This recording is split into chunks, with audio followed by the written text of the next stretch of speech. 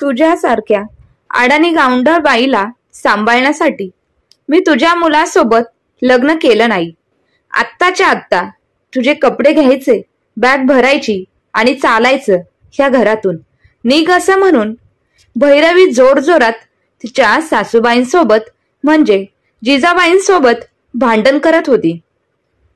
75 वर्षाच्या जिजाबाई मात्र हताश होऊन त्यांच्या सुनेपुढे हात जोडून विनंती करत होत्या, माफ कर सुनबाई, पण मला आणि माझ्या नातवाला वेगळं करू नकोस. परंतु भैरवीने सासूबाईंची एकही गोष्ट ऐकली नाही. ज्या वेळेला सासूबाईंना भैरवीने वृद्धाश्रमात नेऊन सोडले त्याच वेळी काही वर्ष उलटल्यानंतरला भैरवीच्या मुलाने आजीला वृद्धाश्रमातून सोडून काढून भैरवीला आणि त्याच्या वडिलांना अशी काही शिक्षा दिली की त्यांना जिवंतपणे सरणावरती गेल्यासारखं आयुष्य मिळालं होतं. साधारण रात्रीचे 9 वाजले होते. वृद्धाश्रमातील सर्वच वयोवृद्ध मंडळी जेव्हा आपले रात्रीचे जेवण करत बसले होते तेव्हा वृद्धाश्रमाच्या बाहेर एका काळ्या रंगाची फॉर्च्युनर गाडी येऊन थांबली. भैरवी आणि तिचा नवरा सुयोग त्या गाडीमधून उतरले. त्यांच्या चेहऱ्यावर खूप भीती दिसत होती. सुयोग म्हणाला, भैरवी, तुझ्या लक्षात आहे ना, हे तेच वृद्धाश्रम आहे जिथे आपण आईला सोडले होते. भैरवी म्हणाली, हो, माझ्या चांगलंच लक्षात आहे, कारण मीच त्यांना इथे सोडायला आले होते. भैरवी आत जाताच मॅनेजर साहेबांना म्हणाली, आम्हाला जिजाबाई नावाच्या व्यक्तीला भेटायचं आहे. जिजाबाईंचे नाव ऐकताच मॅनेजर साहेब चकित झाले आणि त्या दोघांना वरपासून खालीपर्यंत पाहू लागले. कारण साधारण 8 ते 10 वर्षापासून जिजाबाई यांना भेटायला किंवा त्यांची विचारपूस करायला कोणी देखील आले नव्हते. मॅनेजरने विचारले, तुम्ही कोण आहात? तेव्हा सुयोग म्हणाला, मी जिजाबाई यांचा मुलगा आणि ही त्यांची सून आहे. हे पहा. त्याआधी मॅनेजर साहेब काही बोलणारच तेवढ्यात एक वृद्ध माणूस डोळ्यांवरती मोठा चष्मा लावून हातात काठी घेऊन आपल्या मुलासोबत तिथे पोहोचला.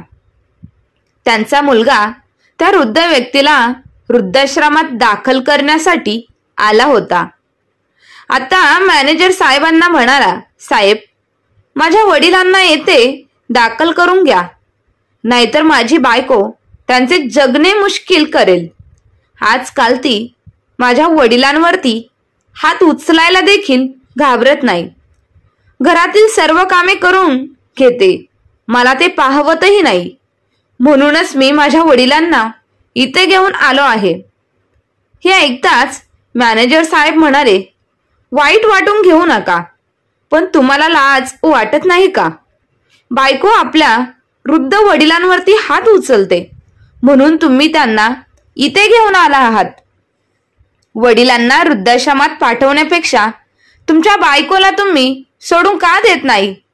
त्यापेक्षा तुमच्या बायकोला इथे घेऊन आला असता तर मी लगेच त्यांना वृद्धाश्रमात भरती केलं असतं. मॅनेजर साहेबांचे बोलणे ऐकून त्या माणसाचे डोळे शरमेने झोपले. तो काहीच बोलला नाही. सर्व फॉर्मॅलिटी पूर्ण केल्यानंतर तो आपल्या म्हाताऱ्या वडिलांना असहाय्यपणे एकटा सोडून निघून गेला. मुलाला जाताना पाहून वडिलांच्या डोळ्यात पाणी आले.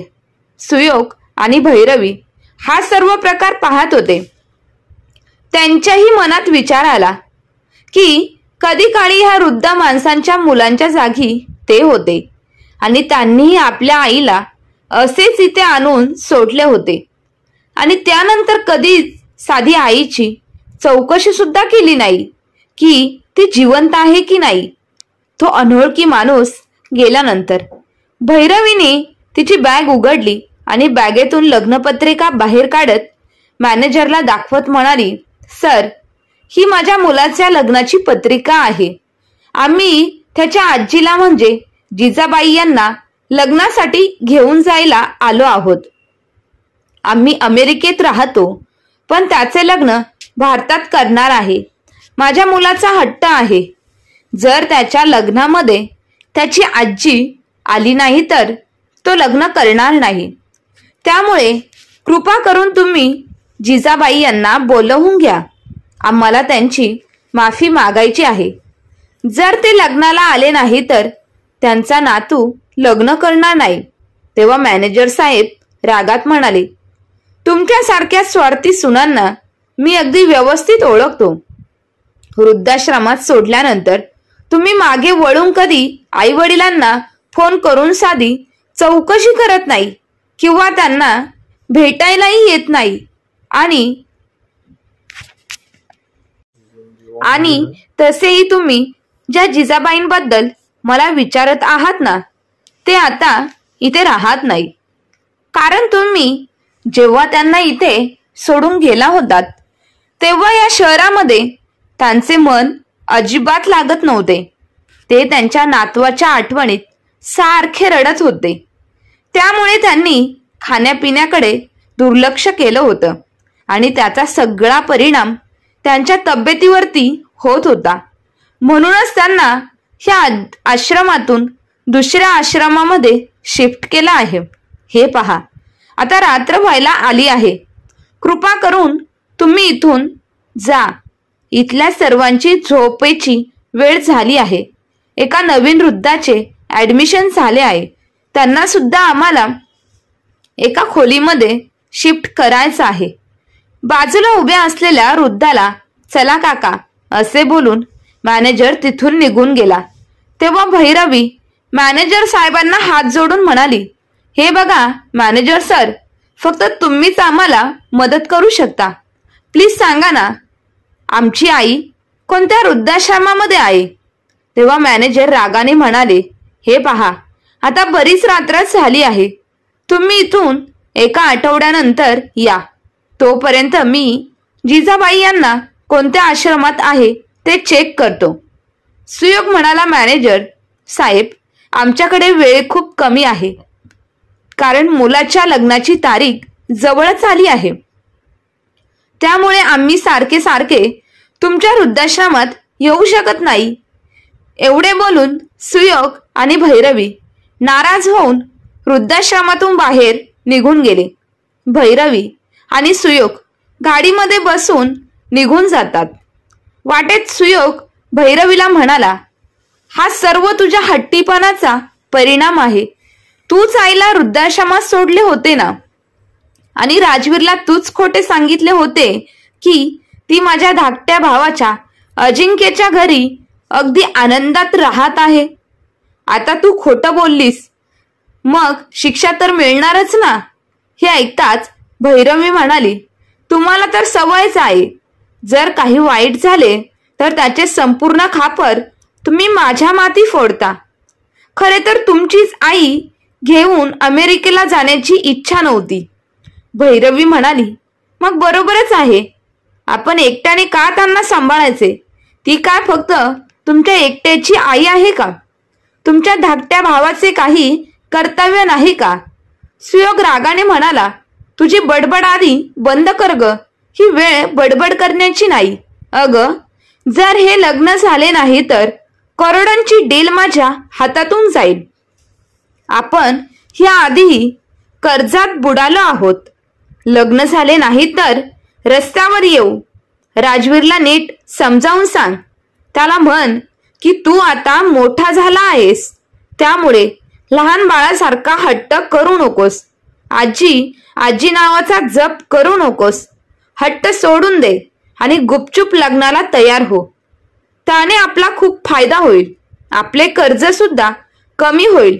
आणि भैरवी म्हणाली, अहो, आता राजवीर मोठा झाला आहे.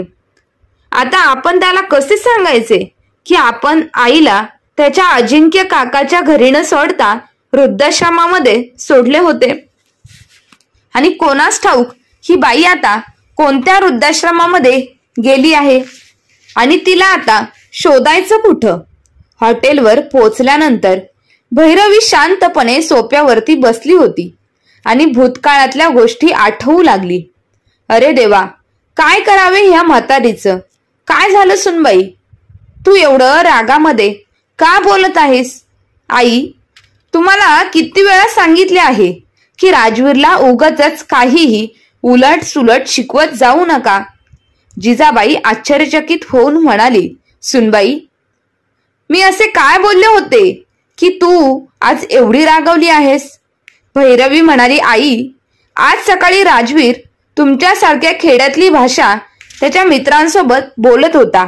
अहो, आम्ही त्याला हायफाय अशा इंग्लिश मीडियम शाळेमध्ये शिकवत आहोत, जेणेकरून तो व्यवस्थित शिकू शकेल, तो एखाद्या मोठ्या कंपनीचा मालक बनू शकेल. पण तुम्ही तर त्याला पूर्ण बिघडवला आहे. तुम्हाला शिक्षणाचे काहीच महत्व नाही का? एक तर स्वतः अडाणी गावंढळ आहात आणि त्याला सुद्धा अंगठा छाप बनवत आहात. ह्या घरात लग्न करून माझे नशीबच उद्ध्वस्त झाले आहे. कमीत कमी माझ्या मुलाच्या भविष्यासोबत तरी असा खेळ खेळू नका. माझा भाऊ किती मोठ्या पोझिशनवरती आहे. जिजाबाई आश्चर्यचकित होऊन आपल्या सुनेचे बोलणं फक्त ऐकत उभ्या होत्या. भैरवी आपल्या पतीला म्हणाली, मी माझ्या मुलासाठी खूप मोठे मोठे स्वप्न पाहिले आहेत. तो खूप मोठा व्हावा, खूप सारे पैसे कमवावेत असेच मला वाटत आहे. तुम्हाला माहित आहे की नाही, तुमच्या तुटपुंजा पगारात आपले जगणे किती कठीण झाले आहे हे पहा. कृपा करून तुमच्या आईला समजावा. त्यांना बजावून सांगा की राजवीरला शाळेत सोडायला जाताना त्याच्याशी जास्त बोलू नका, नाहीतर त्याचे बोलणे ऐकून आजूबाजूची लोक आपली खिल्ली उडवतील. जिजाबाई यांना 2 मुले होते, सुयोग आणि अजिंक्य. दोन्ही मुलं शहरात नोकरी करत होते आणि तिथेच आपल्या बायकांसोबत स्थायिक झाले होते. जिजाबाई आपल्या पतीसोबत गावी राहत होते, पण काही महिन्यांपूर्वी त्यांच्या पतीला हार्ट अटॅक आला आणि त्यांचं निधन झालं. त्यामुळे त्या एकट्याच पडल्या होत्या. 6 महिन्यानंतर गावातील आपले सर्व काही विकून खूप आनंदाने मोठ्या मुलाच्या घरी राहायला आली होती. त्यांना असं वाटले की पुढचे आयुष्य नातवंडांसोबत खूप चांगल्या प्रकारे घालवता येईल. धाकट्या मुलाने गावातील हिस्स्यातून काहीच घेतले नाही, कारण त्याला आणि त्याच्या बायकोला आईचा भार स्वतःवरती घ्यायचाच नव्हता. पण मोठ्या सुनेला, भैरवीला तर जास्तीत जास्त पैसे कमावून श्रीमंत होण्याचे भूतच लागले होते. त्यामुळे तिने सासूबाईंना स्वतःकडे ठेवून घेत आणि त्यांचे सर्व पैसे भैरवीने स्वतःच्या खात्यावरती जमा केले. आई इथे राहिल्या तर त्यांच्या मुलाला शाळेत देखील सोडवतील, भाजीपाला आणायला जातील, माहिती सर्व कामे फ्रीमध्ये करून घेता येतील आणि त्यामुळे पैसेही वाचतील हा विचार करून तिने जिजाबाई यांना म्हणजे तिच्या सासूबाईंना आपल्या घरी ठेवून घेतले. पण हळूहळू तिला त्यांच्या गावंढळ भाषेची चिडचिड होऊ लागली, कारण त्यामुळे तिचे हाय प्रोफेशनल प्रोफाईल स्टेटस खराब होते आणि म्हणूनच ती सासूला खूप काही बोलायची आणि सुयोग देखील बायकोच्या बोलण्याचे समर्थन करायचा.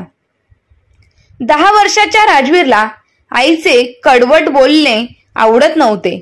जेव्हा त्याची आई आजीला रागवायची, तिचा अपमान करायची, तेव्हा त्याला आईचा खूप राग यायचा.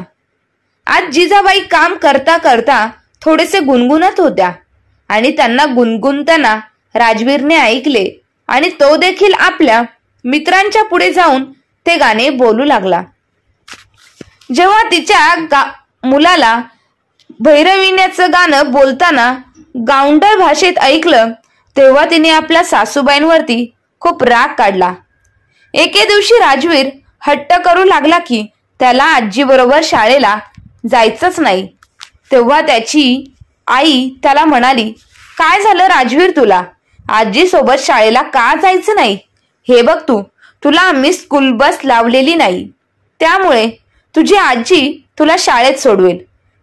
तेव्हा नाही मम्मा, मला आजी सोबत जायचे नाही. हे एकदाच जिजाबाई घाबरली आणि मनात म्हणाली, मी राजवीरला किती लाड करते, तरी देखील त्याला माझ्यासोबत शाळेला का जायचं नसेल? त्यामुळे आता राजवीर कधी त्याच्या आईबरोबर तर कधी वडिलांबरोबर शाळेला जाऊ लागला. पण त्याला आजीबरोबर शाळेला का जायचं नाहीये याचं कारण कळालेच नव्हते. रात्री भैरवी जिजाबाईंच्या खोलीमध्ये आली आणि म्हणाली, आई, हे तुम्ही काही ठीक करत नाही. जिजाबाई म्हणाल्या, पण सुनबाई, मी काय केले आहे? भैरवी म्हणाली, तुम्ही स्वतःच्याच घरात चोरी केली आहे. अहो आई, मी तुम्हाला 3-3 टाइम गरमागरम खायला देते, तरी सुद्धा तुम्ही चोरी करता. मला सांगा, तुम्ही किचन मधून 1 वाटी बासुंदी घेऊन आलात की नाही? जिजाबाई म्हणाल्या, नाही सुनबाई, तू बासुंदी बनवली होती का? मी तर जेवणामध्ये दूध चपाती खाल्ली आहे. हे बघ, माझे ताट इथेच आहे. तू माझ्यावरती खोटा आरोप लावू नकोस. भैरवी म्हणाली, खोटं बोलण्याची सुद्धा हद्द असते आई. तुमच्याशिवाय या घरात आणखी कोण बासुंदी चोरणार आहे? मला ठाऊक आहे तुम्हाला बासुंदी आवडते. हे बघा, ह्या वेळेस सोडून देते, पण पुन्हा अशी चूक करू नका, नाहीतर माझ्यापेक्षा वाईट कोणीच नसेल. एवढे बोलून ती आपल्या खोलीमध्ये आराम करण्यासाठी निघून गेली. त्यानंतर 1 तासाने राजवीर गुपचूप आजीच्या खोलीमध्ये आला आणि म्हणाला, आजी, आजी उठ. जिजाबाई म्हणाल्या, काय झालं राजवीर? तू म्हणाला की मी तुझ्यासाठी जेवण घेऊन आलो आहे. मम्मी तुला व्यवस्थित जेवण देत नाही ना, म्हणूनच तू अशक्त झाली आहेस. 2-3 दिवस झाले तू आजारी आहेस. ते बघ, तुझ्या अंगात ताप सुद्धा आला आहे. आता हे जेवण करून घे. मी मम्मीच्या ताटातील 1 चपाती आधीच काढून ठेवली होती आणि 1 वाटी बासुंदी सुद्धा चोरून आणली आहे. तेव्हा जिजाबाईंच्या लक्षात आले की भैरवी त्यांना विचारत होती की किचन मधून 1 चपाती आणि 1 वाटी बासुंदी कोणी चोरली आहे. जिजाबाई काही बोलणार तेवढ्यातच राजवीरने आजीच्या तोंडावरती बोट ठेवले आणि म्हणाला, आजी, आता काही देखील बोलू नकोस, नाहीतर मम्मी ऐकेल, मग मात्र आपली खैर नाही. आणि हे पहा, मी तुमच्यासाठी पैसे सुद्धा आणले आहेत. या पैशांतून तू स्वतःसाठी चप्पल सुद्धा विकत आण. तुझी चप्पल खूप खराब झाली आहे आणि ती चप्पल घालून तू मला शाळेमध्ये सोडवायला येत होती. एवढ्या उन्हातानात पायी चालून तुझ्या दोन्ही पायांना फोड आले आहेत. त्यामुळे मी मम्मीला म्हणालो की मी आजी बरोबर शाळेत जाणार नाही. जिजाबाई आपल्या नातवाकडे एकटक पाहत होत्या. त्या म्हणाल्या, राजवीर, तुझ्याकडे एवढे पैसे कुठून आले? तो म्हणाला, ते पैसे मी मम्मीच्या कपाटातून घेतले आहेत. जिजाबाई म्हणाल्या, बाळा, चोरी करणे तर चुकीचे आहे ना. तू हे पैसे, ही चपाती आणि ही बासुंदी का चोरली आहेस? राजवीर म्हणाला, आजी, तू दररोज सकाळी पूजा करते तेव्हा गीतेचे पाठ वाचते, ते मी ऐकले आहे. त्यात म्हटले आहे की एखाद्याचे भले करण्यासाठी खोटं बोलावं लागलं किंवा चोरी करावी लागली तर ते काय कारण पाप नाही. मग आजी, हे पाप कसे झाले? मी काही पाप केले नाही. बरं, आता तू जेवण कर. लहानशा राजवीरचे बोलणे ऐकून जिजाबाई यांचे डोळे अश्रूंनी भरून आले. त्यांनी आपल्या डोळ्यांतील अश्रू आपल्या साडीच्या पदराने पुसले आणि राजवीरला घट्ट मिठी मारली आणि म्हणाली की किती भोळी आणि निरागस असतात लहान मुले. खरंच तर बोलतात राजवीर, मुले लहान असतात तरी सुद्धा त्यांना सर्व काही समजतं आणि काही मोठी माणसं आहेत ज्यांना समजत असले तरी समजत नसल्यासारखे वागतात. बरोबर चूक पाहून सुद्धा दुर्लक्ष करतात. त्यानंतर भैरवी पाणी पिण्यासाठी उठली. रात्री पाणी घेऊन जायला विसरली होती. तेव्हा आजी आणि नातवाचे बोलणे तिच्या कानावरती पडले. त्यानंतर ती जिजाबाईंच्या खोलीकडे येऊन दरवाजाला कान लावून सर्व काही ऐकत होती. राजवीर सारखा म्हणत होता, आजी, तू मम्मीला सांगू नको. मी 1 वाटी बासुंदी चोरली आहे तुझ्यासाठी, नाहीतर मम्मी मला सोडणार नाही. जिजाबाई म्हणाल्या, ठीक आहे राजवीर, आता तू तुझ्या खोलीमध्ये जाऊन झोप. राजवीर म्हणाला, नाही आजी, मला तुझ्याच जवळ झोपायचं आहे. एक तर तू आजारी आहे, मग तुला काही हवे नको असल्यास तू कोणाला सांगणार? मी तुझ्याकडे लक्ष देईल. तू आरामात झोप आणि हो, आधी हे औषध घे. भैरवीने आजी आणि नातवाचे प्रेम पाहून भयंकर रागात चिडली होती आणि पाय आपटत तिच्या खोलीमध्ये निघून गेली आणि मोठ्या आवाजात म्हणाली, माझ्या सगळ्या स्वप्नांचा चुराडा झाला आहे. आता मी तुझ्या आईला एक क्षणभर देखील आपल्या सोबत ठेवून घेऊ शकत नाही. भैरवीच्या रागाच्या बोलण्याने सुयोग झोपेतून ताडकन उठला आणि म्हणाला, अगं बाई, तू झोपेत का बडबड करत आहे? शांतपणे झोप आणि मलाही झोपू दे. भैरवी त्यावेळेस तर झोपली, पण सकाळी जेव्हा उठली तेव्हा राजवीरला शाळेत जाण्यासाठी झोपेतून उठवायला गेली, पण राजवीर खोलीत नव्हता. त्यामुळे तिच्या तळपायाची आग मस्तकात गेली. ती रागाने सासूबाईंच्या खोलीत गेली आणि तिने पाहिलं तर राजवीर त्याच्या आजीजवळ झोपला होता. भैरवीने राजवीरच्या हाताला जोरात चटका देऊन उठवले आणि म्हणाली, पटकन उठ आणि तुझ्या खोलीमध्ये जाऊन तयार होऊन शाळेला जायला उशीर होत आहे. मग सासूबाईंकडे डोळे वाटारून म्हणाली, आई, तो तर लहान आहे, पण तुम्हाला अक्कल नाही का? तुम्ही सारखे खोकत असतात. तुमच्यामुळे तो आजारी पडला तर काय करायचं? मी एकटी कोणाकोणाचं बघू? एक तर तुम्ही सारखे आजारी पडतात, त्यामुळे तुमची उठाठेव सुद्धा मलाच करावी लागते. जरा बघा काय अवस्था करून ठेवली आहे तुम्ही स्वतःची. आज 2 दिवस झाले अंघोळ सुद्धा केली नाही.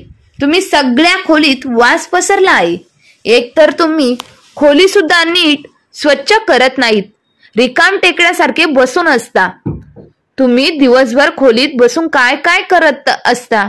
तुम्हाला घाण वास वगैरे दिसत नाही का? तुम्ही खूप कामचुकार झाला आहात.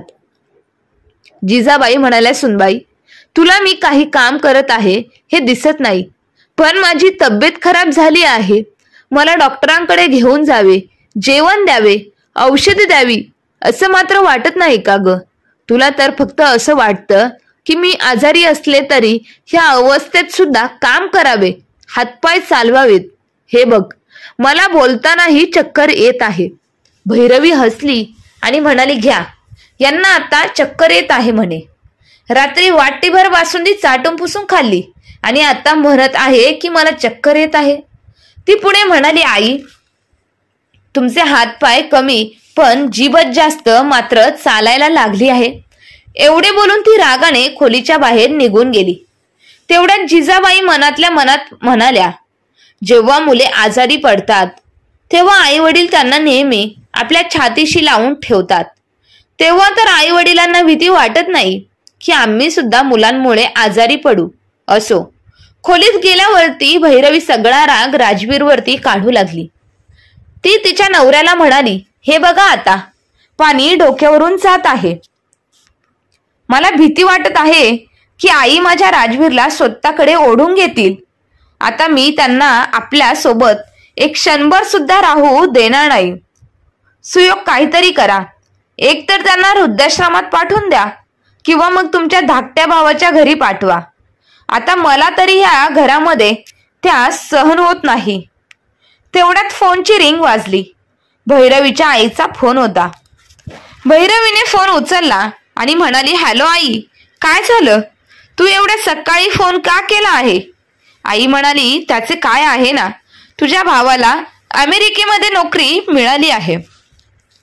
त्यामुळे आम्ही सर्वच जण पुढच्या आठवड्यात अमेरिकेला राहायला जाणार आहोत. भैरवी म्हणाली, काय आई, तुम्ही सर्वजण अमेरिकेला जाणार आहात? हो बेटा, तुझे सुद्धा इच्छा पूर्ण होईल ना परदेशामध्ये सेटल होण्याची. मग तू पण जावई बापूंना का सांगत नाही? तू त्यांनाही सांगणार ट्रान्सफर करून घ्या तिकडे. नोकरी केली तर त्यांचा पगार सुद्धा वाढेल. तुम्ही सर्वजण आज रात्री जेवायला या घरी. राजवीरला सुद्धा घेऊन ये. भैरवी म्हणाली, ठीक आहे आई, आम्ही रात्री येऊ. मी आता फोन ठेवते. मला राजवीरच्या शाळेचा टिफिन सुद्धा बनवायचा आहे. ठीक आहे असे बोलून फोन तिने ठेवला. आईचे बोलणे ऐकून भैरवीच्या डोक्यात जणू ठिणगीच पडली होती. ती तिच्या नवऱ्याला म्हणाली, आहो, माझ्या भावाने बघा किती लवकर प्रगती केली आहे, म्हणून कंपनी त्याला परदेशात पाठवत आहे. त्याचे प्रमोशन झाले आहे आणि एक तुम्ही आहात जे इथेच अडकून बसला आहात. असे बोलून ती किचनमध्ये निघून गेली. रात्र झाली तेव्हा भैरवी, सुयोग आणि त्यांचा मुलगा राजवीर सर्वजण भैरवीच्या माहेरी पोहोचले. आजीने नातवाच्या आवडीचा चॉकलेट केक बनवला होता. स्वतःच्या हाताने त्याला भरवत सुद्धा होती. तरी सुद्धा राजवीर नाराज होता, कारण त्याच्या आजीची तब्येत ठीक नव्हती. त्याला सतत त्याच्या आजीची काळजी वाटत होती. त्याच्या आजीने जेवण केलं आहे की नाही. जेवण वगैरे आटपून ते तिघेही घरी पोहोचले तेव्हा राजवीर सरळ आजीच्या खोलीमध्ये गेला. त्याने पाहिले तर त्याची आजी झोपली होती, त्यामुळे त्याने आजीला डिस्टर्ब केलं नाही. भैरवीला राजवीरने आजीसोबत बोललेले अजिबात आवडत नव्हते. तिच्या डोक्यावर सुद्धा परदेशात जाण्याचं भूत उतरलं होतं. त्यामुळे ती आजी आणि नातवाला वेगळे करण्याचे प्रयत्न करू लागते. ती सतत सुयोगच्या मागे लागायची की कंपनी तुम्हाला कधी परदेशात पाठवणार आहे. तेव्हा सुयोग म्हणाला, भैरवी, मला कंपनी परदेशात तर पाठवत आहे, पण मला तिकडे जाण्याची इच्छा नाही आणि जरी गेले तरी आईला परदेशात राहायला आवडत नाही, त्यामुळे जाणार नाही. आणि अजिंक्य देखील त्यांची जबाबदारी घ्यायला तयार नाही. भैरवी म्हणाली, मग मी काय करू? तुझ्या आईसाठी मी माझ्या स्वप्नांचा चुराडा करू का? मी कुठे त्यांना परदेशात घेऊन चल म्हणत आहे. आपण त्यांना एखाद्या वृद्धाश्रमात सोडू. सुयोग म्हणाला, अगं पण तुला तर ठाऊक आहे ना राजवीरचे त्याच्या आजीवरती किती प्रेम आहे ते. तो त्याच्या आजीला सोडून एक क्षणभर सुद्धा राहू शकत नाही. मी सांगेल त्याला की त्याची आजी त्याच्या धाकट्या काकांकडे म्हणजे अजिंक्य काकाच्या घरी राहायला गेली आहे आणि जोपर्यंत त्यांची तब्येत ठीक होत नाही तोपर्यंत ते काकाच्या घरी राहणार आहे. तब्येत ठीक झाल्यानंतर ते आपल्याकडे राहायला येतील. अशा प्रकारे भैरवी सुयोगवरती दबाव टाकू लागली. त्यामुळे त्याने एके दिवशी निर्णय घेतला की तो आपल्या आईला वृद्धाश्रमात पाठवून देईल. जेव्हा जिजाबाईंना ठाऊक झाले तेव्हा त्या सुयोगला विनंती करू लागल्या. त्या सुयोगला म्हणाल्या, मला राजवीर पासून वेगळी करू नकोस. मी त्याच्याशिवाय नाही जगू शकणार. मला सुद्धा तुमच्या बरोबर अमेरिकेला घेऊन चल. सुयोग म्हणाला, आई, आम्ही तुला 6 महिन्यानंतर घ्यायला येऊ. आधी आम्हाला तिकडे शिफ्ट होऊ दे, त्यानंतर आम्ही तुला घेऊन जाऊ. तोपर्यंत तू आरामात वृद्धाश्रमामध्ये राहा. आणि अशा प्रकारे शेवटी भैरवीने जिजाबाईंना वृद्धाश्रमात सोडले आणि ते तिघेही परदेशात निघून गेले. अमेरिकेला गेल्यावरती जेव्हा राजवीर आजीबद्दल विचारायचा तेव्हा त्याची आई त्याला सांगायची की आजी काकांच्या घरी आहे. तेव्हा त्याची आई त्याला सांगायची की आजी काकांच्या घरी आहे, आपण 6 महिन्यानंतर त्यांना इकडे घेऊन येणार आहोत.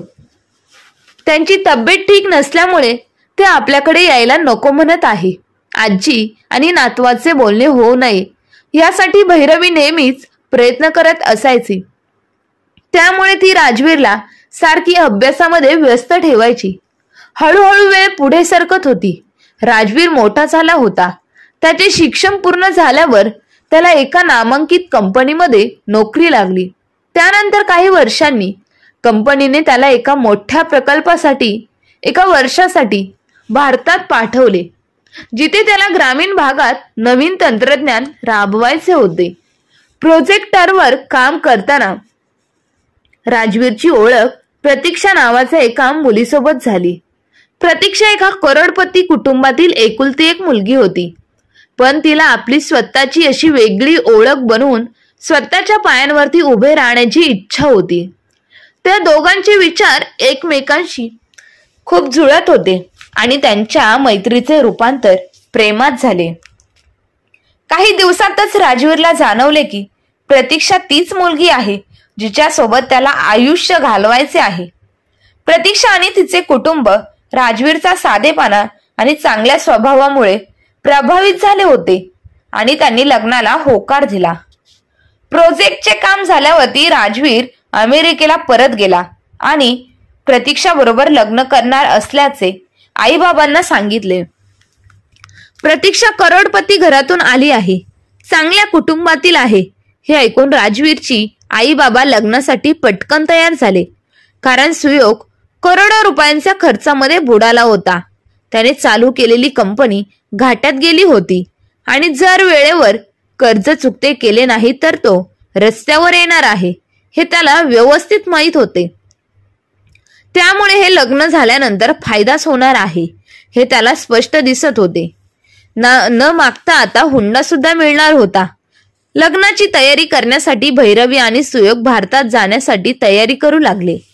कारण लग्न भारतात होणार होते. त्यामुळे राजवीर म्हणाला, मम्मा, माझ्या लग्नाची पत्रिका सर्वात आधी आजीला दे. खरे तर ती माझी आजी आहे. तिला लग्न पत्रिका देण्याची काहीच गरज नाही. तिला फोनवर जरी सांगितले तरी चालेल. मग तू तिला फोनवर बोल किंवा मग मला तिचा नंबर दे. नंबर दिला तरी चालेल. पण भैरवीने काही तिच्या सासूबाईंचा नंबर राजवीरला दिला नाही. तेव्हा राजवीर म्हणाला, मम्मा, आता तरी तू नंबर दे. हे ऐकून भैरवीला धक्काच बसला की आजपर्यंत ती राजवीरच्या हृदयातून आजीला काढू शकली नाही. तू म्हणाला, जर आजी माझ्या लग्नाला आली नाही तर मी कधीच लग्न करणार नाही. मम्मा, मी काकांच्या घरी आजीला भेटायला गेलो होतो. तेव्हा मला ठाऊक झाले की काका कुठेतरी दुसरीकडे राहतात. त्यामुळे त्यांची आणि माझी भेट झालीच नाही. पण जर आजी लग्नाला आली नाही तर मी लग्न करणार नाही हे मी तुला पुन्हा पुन्हा एकदा सांगतोय. आणि हा माझा शेवटचा निर्णय आहे. इकडे कर्जदारांनी सुयोगवरती दबाव टाकायला सुरुवात केली. त्यामुळे सुयोगला कर्ज पटकन चुकते करून आपल्यावरचे ओझे हलके करायचे होते. अचानक फोनची रिंग वाजली आणि भैरवी भूतकाळातून बाहेर आली. आई, आजी भेटली ना? कुठे आहे ते? काही समजले का? माझ्या लग्नाला येणार आहे ना? राजवीर प्रश्नांवर प्रश्न विचारत होता. भैरवी म्हणाली, हो बाळा, आजी भेटली आहे आणि तुला आशीर्वाद द्यायला नक्की येणार आहे. दुसऱ्या दिवशी सकाळी भैरवी वृद्धाश्रमात पोहोचली तेव्हा मॅनेजर साहेबांनी सांगितले की ज्या वृद्धाश्रमामध्ये जिजाबाई यांना शिफ्ट केले होते ते त्या वृद्धाश्रमाला सोडून कुठेतरी निघून गेले आहेत आणि कुठे गेले आहेत हे कोणालाही ठाऊक नाही. भैरवी म्हणाली, पण मॅनेजर साहेब, जर त्यांची आजी भेटली नाही तर माझ्या मुलाचे लग्न होऊ शकणार नाही. यावर मॅनेजर साहेब म्हणाले, हे पहा, मी आता तुमची काहीही मदत करू शकणार नाही. तुम्ही जाऊ शकता. तुम्ही मतलबी माणसे आहात. जेव्हा काम नसते तेव्हा वृद्ध माणसांना वृद्धाश्रमात सोडून निघून जातात. तेवढ्यात तिथे एक स्त्री आली आणि म्हणाली, सर, रामभाऊ काका यांचे 2 दिवसांपूर्वीच ऍडमिशन झाले होते. ते जेवायला नको म्हणत आहे. त्यांना आपल्या घराची खूप आठवण येत आहे. मॅनेजर साहेब म्हणाले, पाहिले का, आमच्यासाठी वृद्धांना सांभाळणे किती कठीण असते. आणि अशीच अवस्था जिजाबाई यांची देखील झाली होती. 6 महिने वाट पाहिल्यानंतर सुद्धा तुम्ही त्यांना घ्यायला आले नाहीत. असं म्हटल्यावर त्यांना काय वाटत असेल हा विचार देखील तुम्ही करू शकत नाही. तेव्हा भैरवी म्हणाली, काही विचार करू म्हणाला तर सर, तुम्ही आमची मदत नक्कीच करू शकता. जर आपण वृद्धाश्रमातील एखाद्या म्हाताऱ्या आजीला राजवीरची आजी म्हणून घेऊन गेलो तर राजवीर लग्नासाठी तयार नक्कीच होईल. मॅनेजर साहेब म्हणाले, नाही, हे काही होऊ शकणार नाही. तेव्हा भैरवी मॅनेजर साहेबांना हात जोडून म्हणाली, सर, तुम्ही आमची मदत करू शकता. माझ्या मुलाच्या आयुष्याचा प्रश्न आहे. खूप विनंती केल्यानंतर मॅनेजर साहेब तयार झाले होते. 2 दिवसानंतर लग्नाची तयारी सुरू झाली. राजवीर अमेरिकेतून भारतात आला. लग्न झाल्यानंतर पार्टी हॉलमध्ये जेव्हा जानकी काकी जिजाबाईंच्या वेशामध्ये आल्या होत्या तेव्हा राजवीरने आपल्या आजीला मिठी मारली आणि म्हणाला, आजी, तू कुठे निघून गेली होतीस? मी तुला खूप मिस केलं. आजी, जेव्हा मी इकडे भारतात आलो होतो तेव्हा मी तुम्हाला खूप शोधले. तेव्हा जानकी काकींच्या डोळ्यात सुद्धा अश्रू आले होते. त्या खूप भावुक झाल्या आणि राजवीरला म्हणाल्या, आजी, काय अवस्था करून घेतली आहेस स्वतःची? तुझी तब्येत किती बारीक झाली आहे. आणि आजी, तुझ्या हातावरील हा तीळ नव्हता, मग आता कुठून आला? आजी, तू तर मला ओळखायला सुद्धा तयार नाही. तुझा चेहरा सुद्धा खूप बदलला आहे. भैरवी गडबडीने म्हणाली, अरे बाळा, तू त्यांना 15 वर्षानंतर पाहत आहेस ना, त्यामुळे तुला असे वाटते. राजवीर पुढे म्हणाला, आजी, मी तुझ्या आवडीचे पदार्थ बनवलेले आहेत. तुला बासुंदी आवडते ना, मग ही घे बासुंदी. तेव्हा जानकी काकी म्हणाल्या, पण मी बासुंदी खातच नाही. सुयोग आणि भैरवी एकमेकांकडे पाहून म्हणाल्या, अरे बाळा, तुझ्या आजीला डायबिटीज झाली आहे, त्यामुळे ती बासुंदी खायला नकार देत आहे. राजवीर म्हणाला, असे तर होऊ शकत नाही, कारण माझी आजी नाही. सुयोग म्हणाला, अरे, ही तुझीच आजी आहे. राजवीर म्हणाला, बाबा, जर ही माझी आजी आहे तर मग ती समोर उभी आहे ती कोण आहे? भैरवी आणि सुयोग मागे वळून पाहतात तर जिजाबाई उभ्या होत्या. त्यांना पाहून दोघेही आश्चर्यचकित झाले आणि त्यांची चोरी पकडली गेली. ते दोघे आपल्या मुलाच्या नजर मिळवू शकत नव्हते. राजवीर म्हणाला, मम्मा, प्रोजेक्टसाठी भारतात गेल्यावर कंपनीद्वारे मला एका हॉटेलमध्ये थांबवले गेले होते. ते हॉटेल खूप मोठे होते आणि अलिशान होते. सकाळी नाश्ता करताना माझी नजर तिथे काम करणाऱ्या एका सफाई कर्मचाऱ्यांवरती पडली. तेव्हा मी पाहिले तर एक अशक्त आणि वयोवृद्ध महिला भांडी घासण्याचे काम करत होती, झाडू मारत होती. तिला पाहताच मला माझ्या आजीची आठवण आली.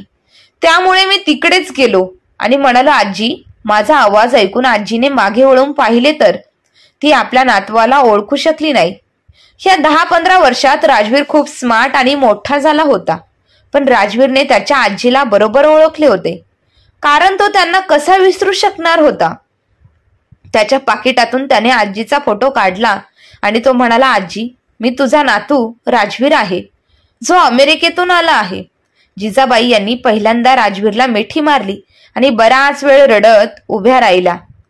राजवीर म्हणाला, आजी, तू तर अजिंक्य काकाच्या घरी होतीस ना, तर मग इथे झाडू का मारत आहे, भांडी का घासत आहे? तेव्हा जिजाबाई म्हणाल्या, दुर्दैवाने मी इथे आले आहे. वृद्धाश्रमाच्या लोकांनी मला इथे पाठवलं आहे, कारण तिथे निधीची कमतरता आहे. मग त्यांना खर्च कसा भागणार? त्यामुळे मी अशी झाडू मारण्याची, भांडी घासण्याची कामं ह्या मोठ्या हॉटेलमध्ये करत आहे, जेणेकरून वृद्धाश्रमातील लोकांचे जीवन व्यवस्थित चालू शकेल. आजीची अवस्था पाहून राजवीरला खूप मोठा धक्का बसला. तेव्हा त्याने शपथ घेतली की तो त्याच्या आईवडिलांना धडा शिकवणार. त्यामुळे त्याने आजीला लग्नपत्रिका देण्याचा प्लॅन बनवला, जेणेकरून आईवडील परेशान होऊन आजीला शोधून आणतील आणि आपली चूक कबूल करतील. पण आई आणि बाबांनी आणखी एक चुकीचे पाऊल उचलले, ज्याची त्याने कधीच कल्पना देखील केली नव्हती. राजवीर रागाने म्हणाला, मम्मा, मी आजीला घेऊन भारतात राहणार आहे. तुमचं तुम्ही राहा. दोघांना स्वतःचे स्वप्न पूर्ण करायचे होते. परदेशात राहण्याची तुमची इच्छा होती. आपली संस्कृती, सभ्यता सोडून, आपल्या माणसांना सोडून विदेशात जाऊन स्थायिक होण्याच्या स्वप्नांचा कोणी कसा विचार करू शकतो? राजवीरची आई म्हणाली, नाही बाळा, तू आम्हाला सोडून गेलास तर आम्ही कोणाच्या आधारे जगणार? राजवीर म्हणाला, आई, तू वृद्धाश्रमात जाऊन राहू शकतेस, पण आता मी तुझ्यासोबत राहणार नाही. भैरवीने जिजाबाईंची म्हणजे सासूबाईंची पाय धरून विनंती करू लागल्या, आई, आम्हाला माफ करा, पण राजवीरला समजव, तो तुमचे बोलणे टाळणार नाही. आपण सर्वजण एकाच घरात, एकाच छताखाली आनंदाने राहू. जिजाबाई म्हणाल्या, राजवीर बाळा, तुझे संस्कार तुझ्या आई वडिलांपेक्षा खूप चांगले आहेत. मी माझ्या मुलांना संस्कार देऊ शकले नाहीत, पण तुझ्यामध्ये ते संस्कार नक्कीच आहेत. आई, तो तुझ्या आईबरोबर असे करू नकोस जसे त्यांनी माझ्यासोबत केले. तर त्यांच्यामध्ये आणि तुझ्यामध्ये काय तो फरक असेल? देवाकडे माझी एकच विनंती आहे की कोणत्याही मुलांनी आपल्या वृद्ध आई वडिलांना एकटे सोडून परदेशात जाऊ नये. राजवीर बाळा, तू अशी चूक करू नकोस. आपल्या आजीचे बोलणे ऐकून राजवीरने आपल्या आजीचे बोलणे नाकारू शकला नाही. त्याने आपल्या आई वडिलांना माफ तर केलेच होते, पण तो आई वडिलांना अजिबात बोलत नव्हता. हीच त्यांच्यासाठी सर्वात मोठी गोष्ट होती आणि शिक्षा होती. बोलल्याप्रमाणे राजवीर भारतात काहीच दिवसात आला. भारतात आल्याबरोबर त्याने ज्या वृद्धाश्रमावर पोलिसांकडून कारवाई केली की जिथे वृद्ध लोकांना कामासाठी बाहेर पाठवले जायचे, आज जिजाबाई आपला नातू आणि नात सुनेसोबत आनंदाने अगदी जीवन जगत राहत आहे. तर तिकडे राजवीरचे आई वडील एकाकी आयुष्य जगत आहेत. तर मित्र आणि मैत्रिणींनो, राजवीरने त्याच्या आजीला न्याय मिळवून दिला आणि आजही तो तिला आनंदाने सांभाळत आहे. याबद्दल तुमचं काय मत आहे हे कमेंट करून नक्की कळवा. आणि कथा आवडली असेल तर आपल्या चॅनलला लाईक, शेअर, सबस्क्राईब नक्की करा. धन्यवाद.